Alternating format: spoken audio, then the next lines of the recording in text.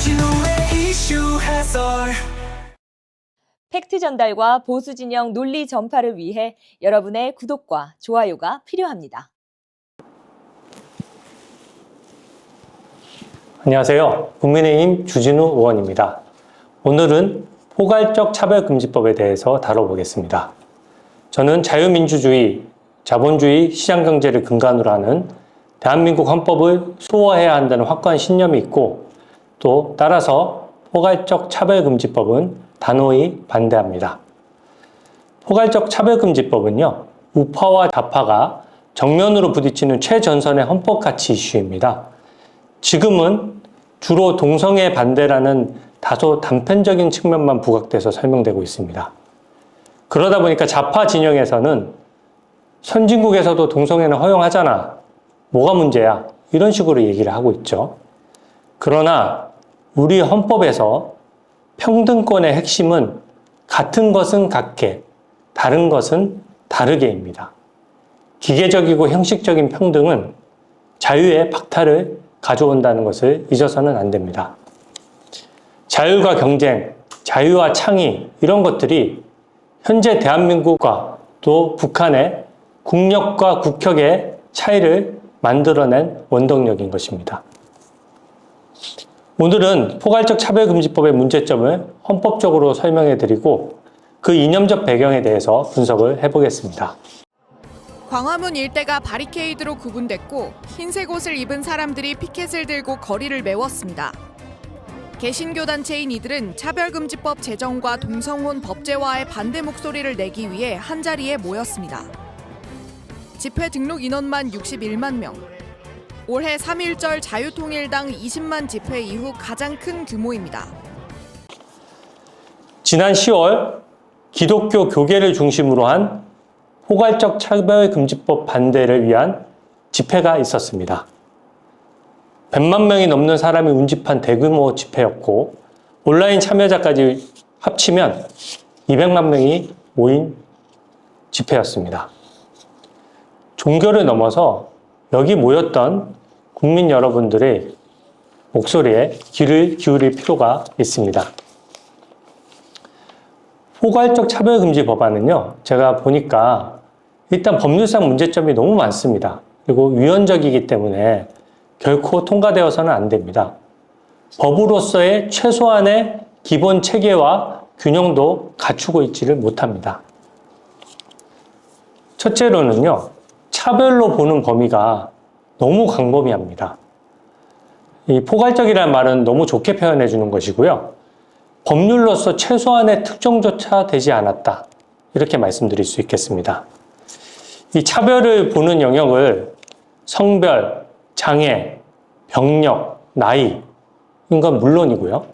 출신 국가, 출신 민족, 인종, 피부색, 출신 지역, 용모, 유전 정보 이런 것들까지 다 포함하고 있고 혼인 여부, 임신 또는 출산, 가족 형태, 상황, 종교, 사상, 정치적 의견, 성적 지향, 성적 정체성, 학력, 고용 형태, 사회적 신분 인간이 생각할 수 있는 거의 모든 영역을 다 상정해서 일체의 차별이 있어서는 안 된다라고 규정되어 있습니다. 그럴듯해 보이지만요. 좋은 말 다 갖다 붙인다고 해서 헌법 체계에 맞는 게 아닙니다. 이거는 모든 영역에 있어서 어떠한 차별도 금지해야 된다는 것이기 때문에 역설적으로 헌법상 평등권에 정면으로 위배되는 것입니다. 제가 예를 좀 들어볼게요. 소방, 경찰 공무원 등은 일부 직군은 국민을 위해서 일정 이상의 신체 능력이 요구되거든요. 이런 것은 합리적인 차별입니다. 일정 신체 능력이 안 되는데 다른 사람을 구조하는데 활동하는 데는 좀 한계가 있지 않겠습니까? 물론 행정적인 영역에서 신체 영역을 보지 않는 사람들을 일부 채용해야 되지만 이런 신체 능력에 대한 차별도 합리적인 차별 영역이 있는 겁니다. 출신 국가나 민족 이런 부분들은요. 저희가 꼭 민족주의를 고수할 필요는 없지만 외교상 호혜주의가 적용되는 영역입니다. 우리나라가 해준 만큼 외국에서도 받아야 되는 것이죠. 중국에서 우리나라 국민은 함부로 부동산 못 사는데 중국인은 한국에서 제한 없이 부동산 쇼핑할 수 있다? 이런 거는 문제가 있기 때문에 국익적 관점, 우리 헌법 수호의 관점에서도 살펴봐야 되는 부분이죠. 형적 지향이나 성별 정체성 이런 부분은 동성애를 허용한다는 것인데 동성애를 형사적으로 제재하지 않는 것과 법 제도권 하에서 권장하거나 보호하는 것은 완전히 다른 문제입니다. 동성애를 금지하는 신앙을 설교해도 차별금지에 해당하는 것이 될 수 있기 때문에 목사님의 설교 행위도 법으로 재단하겠다는 것이거든요. 이거는 종교 자유의 가장 핵심적이고 가장 본질적인 부분을 침해하는 것이기 때문에 그 자체로 헌법에 명백히 위배되는 것입니다. 사상 정치적 차별금지, 그것도 말은 그럴듯해 보이는데요. 국가보안법 폐지와 직결되는 이슈입니다. 여전히 지금 간첩단 사건들이 활개치고 있고 북한에서 지령금을 받아서 그 돈을 가지고 우리나라 주요 시설들 몰래 보안 빼내려고 하는 시도가 계속 반복되고 있는데 또 북한이 핵이나 미사일 같은 것들을 개발해서 우리 안보를 위협하고 있는데 그 빗장을 풀겠다는 얘기입니까? 결국 허용될 수 없는 얘기죠. 이 법이 적용되는 범위도 너무 넓습니다. 어떤 집단을 분리하거나 구별하거나 제한하거나 배제하는 것 모두 다 금지합니다. 합리적인 구분도 무력화하는 것이죠. 고용 승진에도 적용이 되고요. 종교에서의 설교도 적용되고 교육기관의 교육하고 직업훈련까지도 적용이 됩니다. 심지어는요. 재화나 용역을 공급할 때에도 이 법의 적용을 받아요. 어떤 물건의 도안이나 광고에도 자기들이 전부 다 차별금지라는 이유로 마음대로 재단하겠다는 겁니다. 행정, 사법 절차 및 서비스의 제공 이용에도 적용돼서 대한민국 모든 영역에 사실상 적용된다고 보면 됩니다. 이렇게 되면요. 한마디로 북한 체제와 유사해지는 것입니다.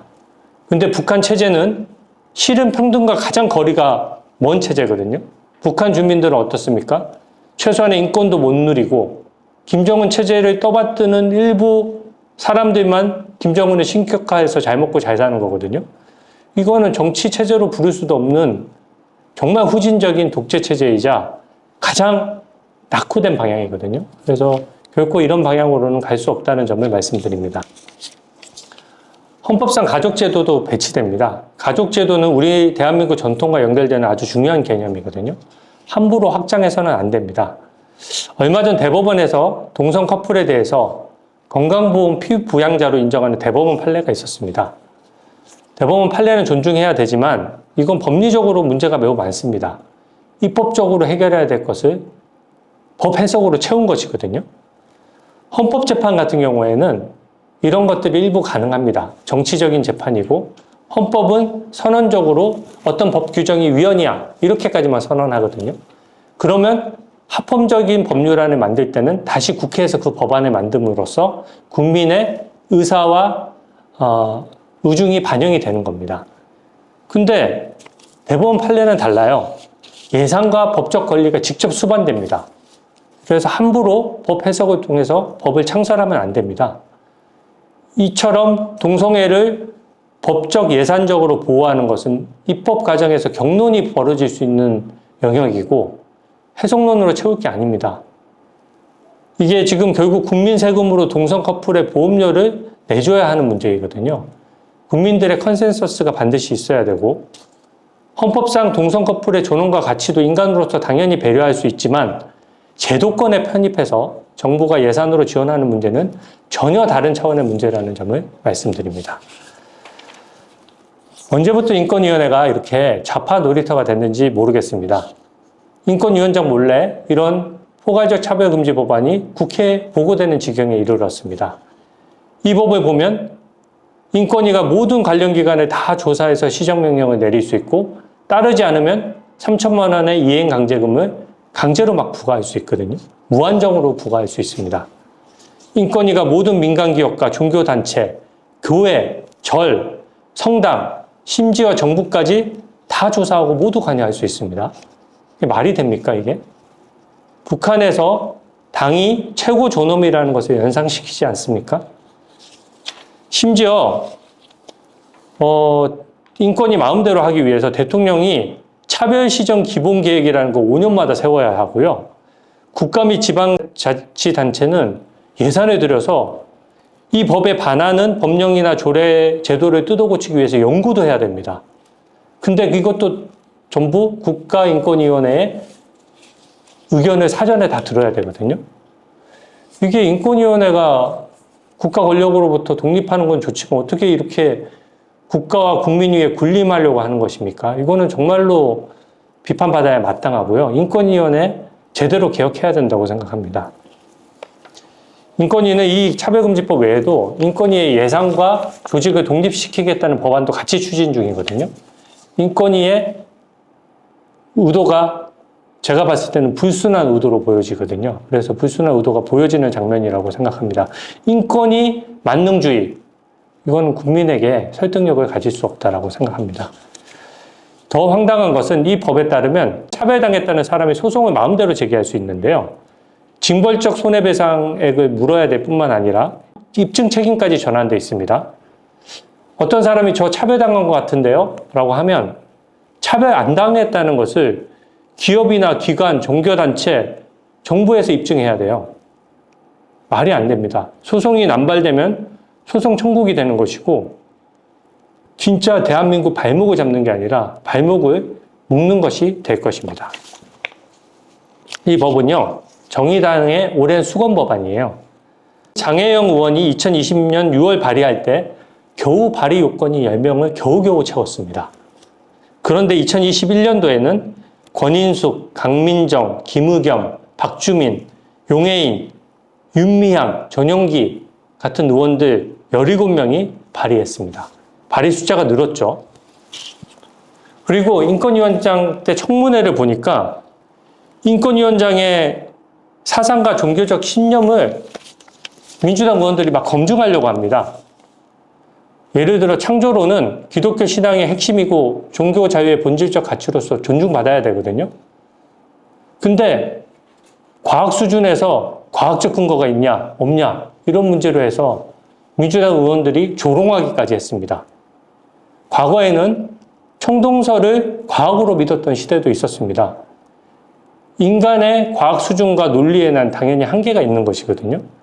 근데 야당 의원들이 이렇게 창조론을 종교적 신념에 해당하는 것을 비웃고 조롱한다는 것은 이런 문제 있는 법안도 이념에 따라서는 통과시킬 수 있다는 뜻이어서 저는 매우 우려가 됩니다. 교육과정에서 진화론 가르칠 거면 창조론도 가르쳐야 된다. 제가 뭐 밖에서 이런 주장하시는 건 뭐 100번 양보해서 그런 줄 알겠는데 이번에 서면 질의에도 그렇게 답변하셨더라고요. 그러니까 창조론을 같이 가르쳐야 된다라고 생각하시는 거죠. 거기서 말하는 창조론은 무엇인가요? 제 개인적인 말씀을 드리면은 아니요. 창조론이 무엇인지에 대해서만 설명을 해주시면 제가 다음 질을 좀 이어갈까 합니다. 예, 하나님께서 천지를 창조하셨다 그 말씀입니다. 그걸 과학적으로 어떻게 교과서에서 가르치나요? 반면에 진화론에 대한 과학적 증명이 저는 없다고 생각을 합니다. 아, 성경에 나와서 제가 지금 말고요. 기독교 신자라서 지금 말을 더듬게 되는데 예. 성경에 나와서 과학적이고 진화론은 과학적이 아니니까 담으면 안 된다는 말씀하셨지만요. 성경에 과학적이라는 말씀을 안 드린 것 같습니다. 지금으로부터 40년 전에 1981년에 루이지애나주 의회에서 창조과학을 가르치겠다고 주에서 하다가 이게 소송에 걸려서요. 연방 대법원에서 진화론을 가르치는 교실마다 창조론을 가르치는 것은 특정 종교 사상을 퍼뜨리는 일이기 때문에 안 된다라고 이미 위헌 판정을 40년 전에 했는데 지금 40년이 지난 지금 창조론을 가르쳐야 된다는 말씀을 인권위원장이 하고 계신 게 우리나라 인권위원회 특히 윤석열 대통령의 수준이라는 점에서 너무나도 안타깝고요. 네, 후보자님. 예. 저서에서 차별금지법 도입되면 전체주의나 인류 보편적 가치에 반하는 사상 등에 대한 정당한 비판도 제한될 수 있다. 어린이집, 유치원, 초중학교에서 공산주의자, 파시스트 등 전체주의자 채용을 거부할 수 없다라고 저서에 쓰신 거 맞죠? 예, 맞습니다. 예, 차별금지법 제정되면 마크시스트, 파시스트 이런 사람들이 우리 사회에 활개치고 그래서 공산주의 혁명으로 이용될 수 있다. 뭐 이런 취지의 말씀도 저서에서 하신 것으로 추정이 돼요. 그 부분은 예. 지금도 그렇게 생각하시는 거예요? 저는 우려는 있다고 생각을 합니다. 아, 차별금지법이 공산주의 혁명에 이용될 우려가 있어요? 지금 말씀하신 그런 특정 이념을 가진 사람들이 동성애나 이런 것은 그런 특정 이념에 의한 그 수단이다. 그런 형태를 혁명을 위한 동성애를 인정하자는 것이 특정 이념에 근거해서 마크시스트 혁명을 위해 교두보를 놓기 위한 것이다. 그런 취지의 말씀을 하셨던데. 예, 그렇게 주장하는 책자를 제가 그 책에 아니 기록해 본인의 놨습니다. 주장을 여쭙고 있습니다. 그 책에 동성애 인정 동성애를 차별 금지의 항목으로 넣는 것이 마크시스트들의 혁명을 위한 겁니까? 반드시 그렇지 않은 분들이 저는 많이 있다고 생각하지만 그런 사람도 있다는 얘기네요. 그것도 책에도 있습니다. 자, 저는 동성애를 차별 금지 항목에 넣는 것이 마크시스트 공산주의 혁명을 위한 것이라고 생각하고 그런 차별금지법 제정을 주장하는 사람들이 있다. 아니 제가 그래서 그 앞부분을 안 읽어보신 것 같은데요. 그 앞부분에 그런 얘기를 했습니다. 많은 분들은 아니 그런 사람이 있다라면서요. 많은 분들은 그런 생각을 없다고 저는 생각을 합니다. 그러면 그러나 그 소수는 대한민국 어떻게 이용될 해야 수 됩니까? 있다는 생각은 같습니다. 아 그러세요? 왜 그러냐면 그러면 그 사람들이 잠시만요. 그런 주장을 제가 하고 있기 때문에 여쭤보겠습니다. 그렇습니다. 후보자 예, 포괄적 차별금지법 제정에 찬성하십니까? 반대하십니까? 저는 그 부분에 대해서 지금 형태로는 반대합니다. 반대하신다. 예. 그뿐이 아니라요. 동성애가 마치 선진국에서는 허용되는 것이고 우리나라도 당연히 그 방향으로 가야 되는 것처럼 말씀하시는 분들이 있는데 저는 이것도 명백히 잘못됐다라고 생각합니다. 지금 인권위원장이신데 동성애를 반대한다라고 하시고 그러니까 동성애는 존재인데 존재를 어떻게 반대를 합니까? 그러니까 아까 존경하는 김성애 위원님께서도 잘 말씀해 주셨지만은 그리고 아직까지 동성애가 질병일지도 모른다라는 생각을 갖고 계시고요. 저는 사시는 지역에 담임 목사님을 하시면 저는 좋으실 분이라고 생각합니다. 인격적으로도 아마 훌륭하실 거라고 생각을 하고. 지금 목사님 되시려고 여기 온 거 아니잖아요. 예, 그렇죠. 인권위원장 되려고 오셨죠. 예.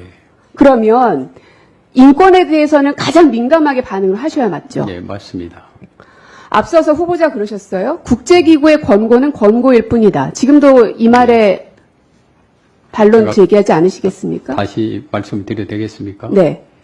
예, 우리 헌법에는 분명히 국내법과 동일한 효력을 갖는 것은 일반적으로 승인된 국제법기 그리고 헌법에 의해서 체결 공포된 조약 이것은 국내법과 동일한 효력을 갖습니다. 그런데 국제적인 권고의 경우에 있어서는 그 권고라고 한 이유는 그 나라의 특수성과 여러 가지 사정을 고려해가지고 국내법과 같은 효력을 가지라고 하는 그러면은 겁니다. 국제기구에서 권고를 대한민국에 계속 했는데 예. 왜 대한민국 정부는 그냥 권고는 권고일 뿐이니까 한 귀로 듣고 한 귀로 흘리면 되는데 예. 왜 매년 거기에 대한 보고서를 제출합니까? 네, 그래서 저는 그렇게 말씀을 드렸습니다. 그 권고도 나름 의미가 있고 존중돼야 된다 생각하기 때문에 그 권고에 대해서 숙고를 해보자. 우리가 이행하려는 노력을 해야죠. 아니요, 그렇지는 않습니다. 이행하려는 노력 안 해도 된다. 아니 그런 의미를 자, 하시지 잠깐만요. 말고요. 이행하려는 숙고하자는 노력을 겁니다. 안 해도 된다는 말씀 그대로 아니, 유효합니까? 제가 말씀을 이행해도 안 된다 그런 취지가 아니라 그 권고에 대해서 숙고하자는 겁니다. 전혀 그렇지 않고요. 종교적 신념, 특히 기독교의 자유민주주의에 대한 철학은 6.25 당시 이승만 대통령이 북한의 남침을 막아낸 결정적인 원동력이었습니다. 북한의 유물론이라든지 종교 탄압 이런 것들이 과연 인권에 부합하는 것입니까? 북한은 신앙을 없애는 대신에 김정은 일가를 신격화하고 있습니다. 이게 무슨 민주주의입니까? 헌법에서 자유를 빼내려고 민주당이 노력하는 것은 우리나라 대한민국의 헌법적 정통성을 부정하는 것입니다. 그 선봉에 이 차별금지 법안이 있기 때문에 반드시 막아내야 하고 방심해서는 안 된다고 생각합니다. 이 법안만큼은 이상한 꼼수로 추진되지 않는지 저도 국민 여러분과 함께 잘 지켜보도록 하겠습니다. 오늘 해설 마치겠습니다. 감사합니다.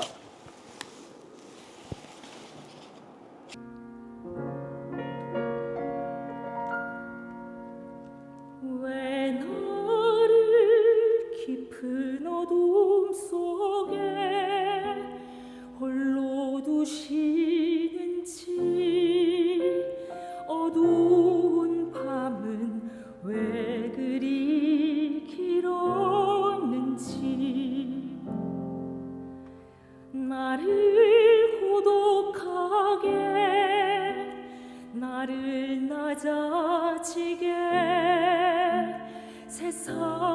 어디도 기댈 곳이 없게 하셨네.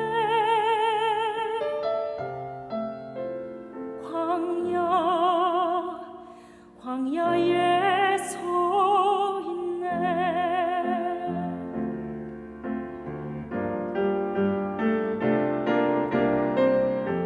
주님만 내 도움이 되시고 주님만 내 빛이 되시는 주님만 내 친구 되시는 광야.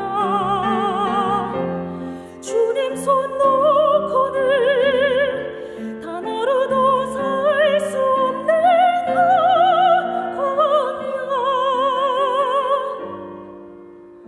광야에 서 있네.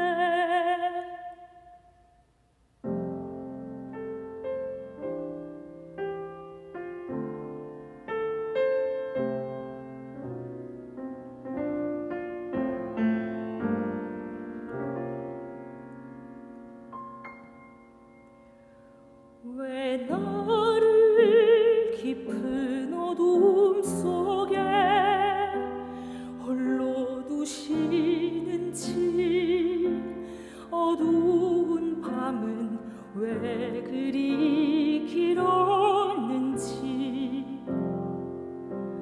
나를 고독하게, 나를 낮아지게, 세상 어디도 기댈 곳이 없게 하셨네.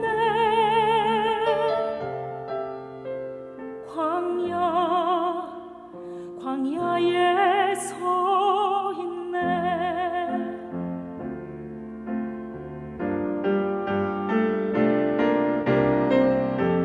주님만 내 도움이 되시고 주님만 내 빛이 되시는 주님만 내 친구 되시는 광야. 주님 손 놓고는 단 하루도 살 수 없는 광야.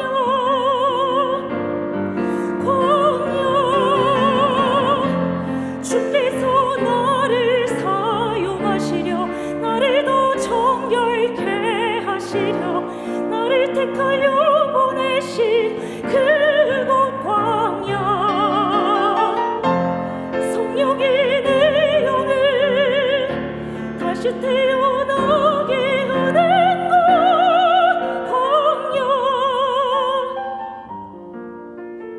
광야에 서 있네.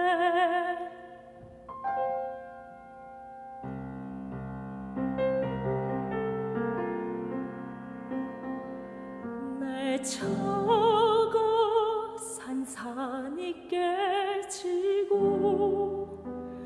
높아지려 했던 내 꿈도 주님 앞에 내어놓고, 오직 주님 뜻만 이루어지